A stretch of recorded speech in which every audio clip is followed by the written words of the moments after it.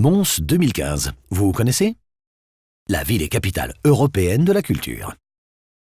Une année extraordinaire avec plus de 300 événements à Mons et dans le Borinage. Mais Mons 2015, ce n'est pas seulement à Mons. 18 villes s'associent à l'aventure. Opéra urbain, fêtes en plein air, grandes expositions, spectacles, tout un programme. On prend la route? Allez, c'est parti. Destination Gand. Juste après la fête d'ouverture à Mons, Gand nous éblouira à son tour. Le Festival des Lumières envahit le centre historique. 4 nuits magiques pour réinventer la ville. Compagnie gantoise incontournable, l'Odd s'associe également à Mons 2015 en créant un opéra inédit autour de Rimbaud et Verlaine. Ensuite, nous vous emmenons à la côte, à Ostende. L'exposition 2Z regroupe plus de 150 artistes, de Gustave Courbet à Yann Fabre. Dans une église de pêcheurs, un ancien cinéma ou un hôtel, une promenade insolite sur les bords de mer. Puis cap sur la France. À quelques minutes de Mons seulement, le Manège, scène nationale de Maubeuge, vous donnera envie de théâtre et de danse, avec entre autres Andrés Marin et son flamenco de caractère, Michael Clark, de la danse contemporaine et rock, et bien sûr le festival VIA, The Place to Be pour les amateurs d'art numérique. Rencontre au sommet à Namur, Yann Fabre face à Félicien Rops. Le point commun entre les deux artistes belges, l'audace. Vivez-la sur un parcours inédit dans les rues et les lieux culturels de la ville. Prochain rendez-vous, Anvers. Le musée de la photo prête ses cimaises à Cédric Gerbehet. Le photographe belge nous livre un portrait ouvert et sensible de la Belgique d'aujourd'hui. Guy Cassirs, quant à lui, met en scène les passions humaines, une création qui mêle nouvelles technologies, art plastique et théâtre. Besoin d'une petite pause? Allez, mise au vert au Reux. De mai à octobre, le magnifique château des Princes de Croÿ sera peuplé de nuages. Artistes modernes et contemporains y partagent leur regard sur cette machine à rêve pleine de poésie. Retour en Flandre.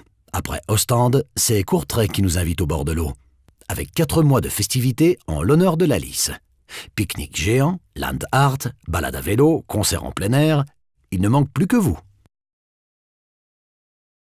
Cité médiévale de caractère, Thuin ose.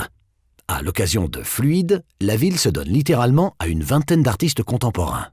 Un parcours d'œuvres étonnantes qui peupleront la ville pour de nombreuses années. Embarquement immédiat pour la Wallonie-Picarde, un grand territoire de 23 communes. Montgolfière, marche de géants, camping à la Belle Étoile. L'été 2015 sera peuplé des 400 coups poétiques de Monsieur Zo. Également à Tournai, ne manquez pas le festival des inattendus, entre musique et philosophie. Nous voici maintenant à Soigny, ville de patrimoine. Le monde entier convoite son trésor local, la pierre bleue. En 2015, elle n'aura plus de secret pour vous. Travailleurs du sol, tailleurs de pierre, artistes et habitants vous emmènent à la découverte du minéral. À Charleroi, la vie culturelle bouillonne.